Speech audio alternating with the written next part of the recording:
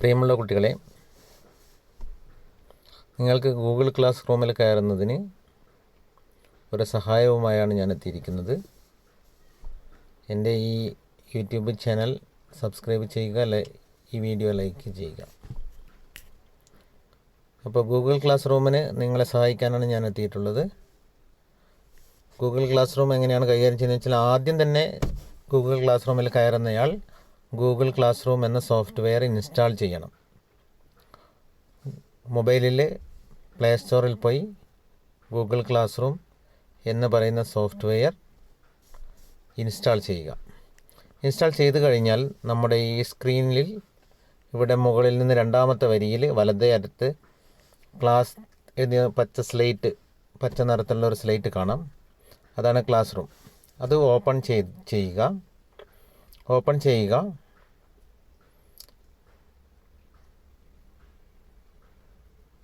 ഇതുപോലെ ഓപ്പൺ ചെയ്ത് കയറാം. അല്ലെങ്കിൽ നിങ്ങളുടെ ക്ലാസ് അധ്യാപകൻ നിങ്ങൾക്ക് അയച്ചു തന്ന ലിങ്കിൽ, വാട്സപ്പിൽ അയച്ചു തന്ന ലിങ്കിൽ ക്ലിക്ക് ചെയ്തുകൊണ്ട് അതിനകത്ത് പ്രവേശിക്കാം.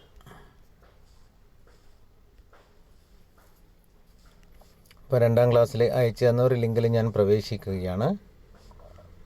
എങ്ങനെയാണ് ഗൂഗിൾ ക്ലാസ് റൂമിൽ കയറേണ്ടത് എന്നാണ് ഞാനിവിടെ വിവരിക്കുന്നത്.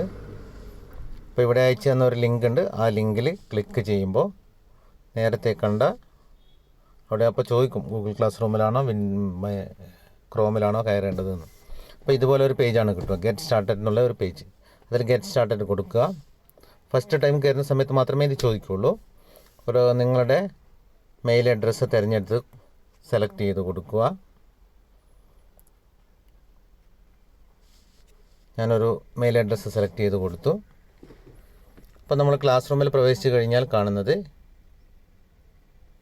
ഇവിടെ ജോയിൻ ക്ലാസ് കാണുന്നുണ്ട്. അതുകൊണ്ട് ജോയിൻ ക്ലാസ് കൊടുക്കുക.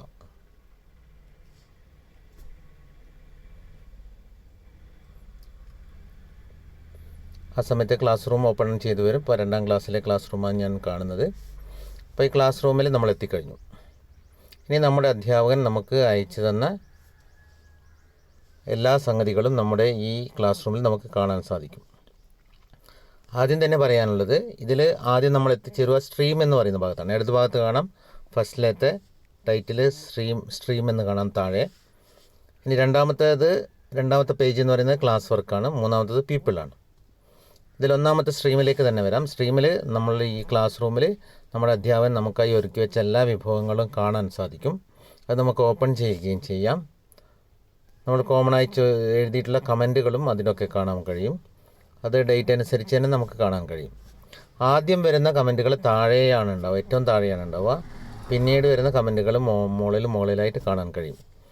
ഇനി രണ്ടാമത്തത് ക്ലാസ് വർക്കാണ്. ക്ലാസ് വർക്കിലാണ് അധ്യാപകൻ നിങ്ങൾക്ക് തന്ന വർക്ക്ഷീറ്റോ അല്ലെങ്കിൽ ഒരു ക്വസ്റ്റ്യനോ അല്ലെങ്കിൽ ക്വസ്റ്റ്യനെയറോ, അതായത് ചോദ്യാവലിയോ, നിങ്ങളുടെ വർക്കോ, നിങ്ങൾ ചെയ്യേണ്ട വർക്ക് കാണുന്നത് രണ്ടാമത്തെ ക്ലാസ് വർക്ക് എന്നതിലാണ്. മൂന്നാമത്തത് പീപ്പിൾ എന്ന് പറഞ്ഞാൽ നിങ്ങളുടെ ക്ലാസ്സിൽ എത്ര പേര് നിങ്ങൾക്ക് ജോയിൻ ചെയ്തിട്ടുണ്ട് എന്ന് ഇവിടെ നോക്കിയാൽ കാണാൻ സാധിക്കും. നിങ്ങൾ അധ്യാപകൻ്റെയും അതുപോലെ തന്നെ ജോയിൻ ചെയ്ത ആളുടെയും ലിസ്റ്റ് കാണാൻ സാധിക്കും. നമുക്കിപ്പോൾ അത്യാവശ്യം വേണ്ടത് ക്ലാസ് വർക്കാണ്. സ്ട്രീമിലേക്ക് തന്നെ നമുക്കൊന്നുകൂടി പോവാം. സ്ട്രീമിൽ ഒരുപാട് ടൈറ്റിലുണ്ട്. അപ്പോൾ ഇതിൽ ടൈറ്റിൽ ഇത് കാണാം. എങ്ങനെ ഒരു കുട്ടിക്ക് ക്ലാസ് റൂം പ്രവർത്തനങ്ങൾ വ്യക്തമായി ചെയ്യാൻ കഴിയുമെന്നുള്ള വീഡിയോ ഇതിൽ പറഞ്ഞിട്ടുണ്ട്. അപ്പോൾ അത് ക്ലിക്ക് ചെയ്ത് കഴിഞ്ഞാൽ അവിടെ നിർദ്ദേശം കൊടുത്തിട്ടുണ്ടാവും. അതിൻ്റെ താഴെ ഒരു അറ്റാച്ച്മെൻറ്റ് കാണുന്നുണ്ടാവും. അത് വീഡിയോ ആണ്. ആ വീഡിയോ ഓപ്പൺ ചെയ്ത് നിങ്ങൾക്ക് ആ വീഡിയോ അത് കാണാൻ സാധിക്കും. ഞാൻ ബാക്ക് വന്നു. വീണ്ടും ഞാൻ ബാക്ക് വന്നപ്പോൾ ഞാൻ അടുത്ത പ്രവർത്തനം കാണുന്നു. അപ്പോൾ സാറ് നിങ്ങൾക്ക് ഒരു അസൈൻമെൻറ്റ് തന്നിട്ടുണ്ട്. ആ അസൈൻമെൻറ്റ് ഇവിടെ വ്യൂ കാണാൻ സാധിക്കും. ആ അസൈൻമെൻറ്റ് നമ്മൾ ചെയ്യേണ്ടത് ക്ലാസ് വർക്ക് എന്നുള്ളത് സെലക്ട് ചെയ്തിട്ടാണ്. നടുക്കുള്ള ക്ലാസ് വർക്ക് സെലക്ട് ചെയ്താൽ ഇവിടെ കാണാൻ കഴിയും. അപ്പോൾ മാത്സിൻ്റെ ഒരു അസൈൻമെൻറ്റാണ് തന്നിട്ടുള്ളത്. ആ അസൈൻമെൻറ്റ് ഒന്ന് ടച്ച് ചെയ്യുമ്പോൾ നമുക്ക് കാണാം എന്താണ് അവിടുത്തെ വർക്ക് തന്നിട്ടുള്ളത്. അപ്പോൾ സാർ പറഞ്ഞിട്ടുണ്ട്, നൽകിയിരിക്കുന്ന വർക്ക് ഷീറ്റ് പൂർത്തിയാക്കി അയച്ചു തരിക എന്നാണ് പറഞ്ഞിട്ടുള്ളത്. ഇതിൻ്റെ അകത്ത് സാർ അതിനൊരു മാർക്ക് ഫിക്സ് ചെയ്തിട്ടുണ്ടെങ്കിൽ ഈ വർക്ക് ഷീറ്റിന് തൊട്ടതിൻ്റെ താഴെ മാർക്കും കൂടി കാണാൻ സാധിക്കും, എത്ര മാർക്കാണ് തന്നിട്ടുള്ളത്. ഇവിടെ അതിന് മാർക്ക് അലോട്ട് ചെയ്തിട്ടില്ല. മാർക്ക് അലോട്ട് ചെയ്താൽ വർക്ക് ഷീറ്റിൻ്റെ തൊട്ട് താഴെ കാണാം. അപ്പോൾ ഇവിടെ കാണുന്ന 3 ചിത്രങ്ങൾ കാണാം, 3 ചുവന്ന ചിത്രങ്ങൾ കാണാം. അതിൽ ഓരോന്നും എടുത്ത് നോക്കുക. ആ വർക്ക്ഷീറ്റാണ് നിങ്ങൾ പൂർത്തിയാക്കി നോട്ടിൽ ചെയ്ത് വെച്ച് അതിനുശേഷം ഫോട്ടോ എടുത്ത് ഇതിൻ്റെ അകത്ത് അറ്റാച്ച് ചെയ്യേണ്ടത്. അപ്പോൾ ഒന്നാമത്തത് നോക്കാം.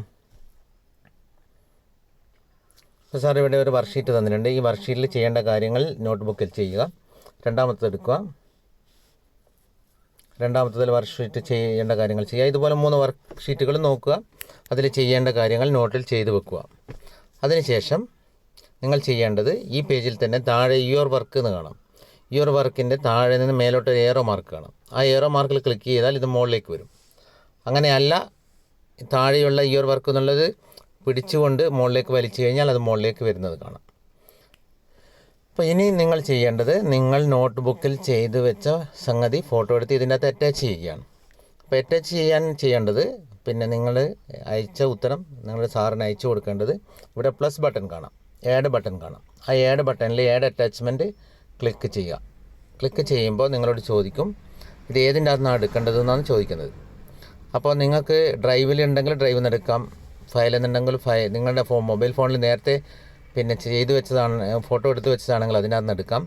ഇനി ഇപ്പോൾ തന്നെ എടുക്കുകയാണെങ്കിൽ ഫോട്ടോ എടുത്തിട്ട്, അതായത് ടേക്ക് ഫോട്ടോ എടുത്തിട്ട് പിന്നെ അന്നേരം തന്നെ ഫോട്ടോ എടുത്താൽ മതി. അപ്പം ഞാനൊരു സാമ്പിൾ കാണിച്ചു തരാം.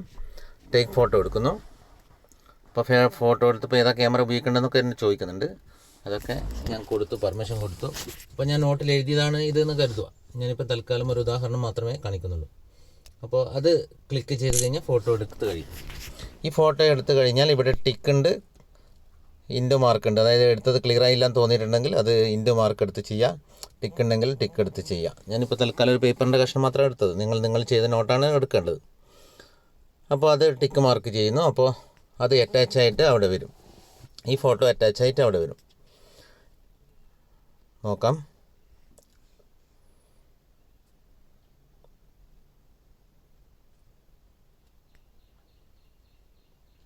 ഇവിടെ നിങ്ങൾ ആദ്യം കാണുന്ന മാർക്കേഴ്സ് ഡൺ എന്നുള്ളത് ക്ലിക്ക് ചെയ്യരുത്. മാർക്കേഴ്സ് ഡൺ എന്ന് പറഞ്ഞാൽ നമ്മളെല്ലാം ചെയ്തതിന് ശേഷം ചെയ്യാനുള്ളതാണ്. തൽക്കാലം അവിടെ മുകളിലുള്ള ആഡ് അറ്റാച്ച്മെൻ്റ് ആണ് ചെയ്യേണ്ടത്. ആഡ് അറ്റാച്ച്മെൻറ്റ് ചെയ്യുമ്പോൾ അതിൽ ക്ലിക്ക് ചെയ്യുമ്പോൾ തന്നെ നേരത്തെ പറഞ്ഞ ഒരുപാട് ഓപ്ഷൻസ് കാണാം. ഇപ്പം നമ്മൾ ചെയ്തത് ലൈവായിട്ട് ഫോട്ടോ എടുത്തിട്ട് നമ്മൾ പോസ്റ്റ് ചെയ്യുകയാണ് ചെയ്യുന്നത്.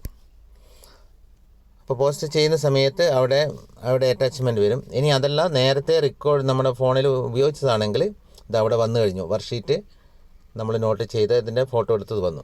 ഇനി നമ്മുടെ ഫോണിൽ നേരത്തെ എടുത്തതാണെങ്കിൽ വീണ്ടും അറ്റാച്ച്മെൻറ്റ് എടുത്തിട്ട് പിന്നെ ഫയൽ എടുക്കുകയാണ് വേണ്ടത്. ഫയൽ ഇതിനകത്ത് 3ാമത്തെ ഫയൽ എന്ന് കാണാം. ഫയൽ എടുത്തു കഴിഞ്ഞാൽ നിങ്ങളുടെ ഫോണിൽ നേരത്തെ ഫോട്ടോ എടുത്ത സംഗതികൾ കാണാം.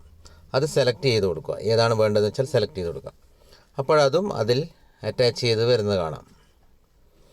അപ്പോൾ ഇങ്ങനെ എത്ര പേജ് വേണമെങ്കിലും നിങ്ങൾക്ക് ഇതിൻ്റെ അകത്ത് അറ്റാച്ച് ചെയ്യാൻ സാധിക്കും. എന്ന് പറഞ്ഞാൽ നമ്മുടെ ഉത്തരങ്ങൾ വർക്ക്ഷീറ്റിൽ ഇപ്പോൾ 2 പേജിലോ 3 പേജിലോ ആണെങ്കിൽ ആ പേജിൻ്റെ ഫോട്ടോ, വ്യക്തമായ ഫോട്ടോ എടുക്കണം. ഫോട്ടോ നല്ല വെളിച്ചത്തിലെടുക്കണം. എന്ന് പറഞ്ഞാൽ വെയിലത്തെടുക്കണം എന്നല്ല പറഞ്ഞത്. നല്ല വെളിച്ചമുള്ള അന്തരീക്ഷത്തിൽ വെച്ച് ഫോട്ടോ എടുത്തു കഴിഞ്ഞാൽ വളരെ വ്യക്തമായി നിങ്ങൾക്ക് തന്നെ നോക്കിയാൽ കാണാൻ കഴിയും. മൊബൈൽ ഫോട്ടോ എടുത്തു കഴിഞ്ഞാൽ അത് ക്ലിയർ ആണോ എന്ന്.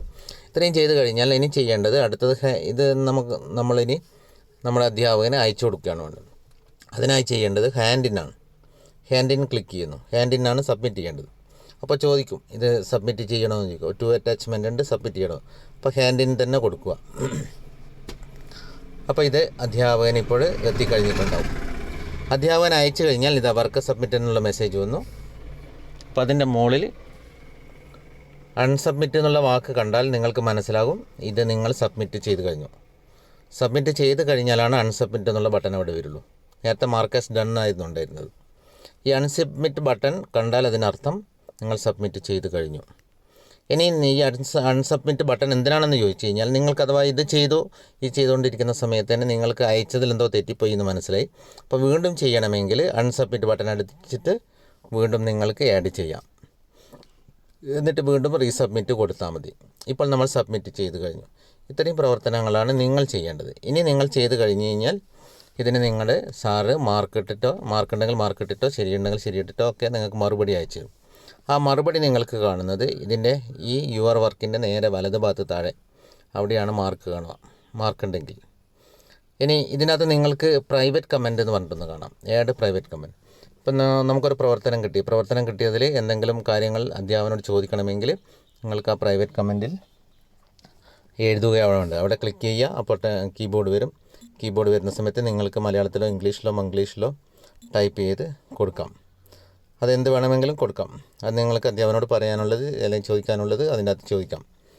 ഇനി അധ്യാപകൻ അതുപോലെ നിങ്ങളോട് പറയാനുള്ളത്, നിങ്ങൾ ഏതെങ്കിലും തെറ്റിപ്പോയി നിങ്ങളുടെ ഏതെങ്കിലും ശരിയാക്കണമെന്നൊക്കെ അധ്യാപകൻ നിങ്ങളോട് പറയാനുണ്ടെങ്കിൽ അധ്യാപകനും ഇതേപോലെ പ്രൈവറ്റ് കമൻറ്റിൽ തരും. ഈ പ്രൈവറ്റ് കമൻറ്റിൽ നിങ്ങളും അധ്യാപകനും മാത്രമേ അത് കാണുകയുള്ളൂ. അധ്യാപകന് നിങ്ങൾക്ക് അയച്ചതും നിങ്ങൾ അധ്യാപകന് അയച്ചതും നിങ്ങൾ രണ്ടുപേർ മാത്രമേ കാണുകയുള്ളൂ. അതേസമയം മറ്റുള്ള കുട്ടികൾ അത് കാണുകയില്ല. അപ്പോൾ ഇത്രയും ചെയ്ത് കഴിഞ്ഞാൽ നമ്മുടെ ക്ലാസ് വർക്കിൽ ചെയ്യാനുള്ള പ്രവർത്തനങ്ങൾ പൂർത്തിയായി. എങ്ങനെയാണ് ക്ലാസ് വർക്കിൽ നമ്മൾ കയറേണ്ടത്, അറ്റൻഡ് ചെയ്യേണ്ടത് എന്ന് മനസ്സിലായി. എല്ലാവർക്കും നന്ദി, നമസ്കാരം.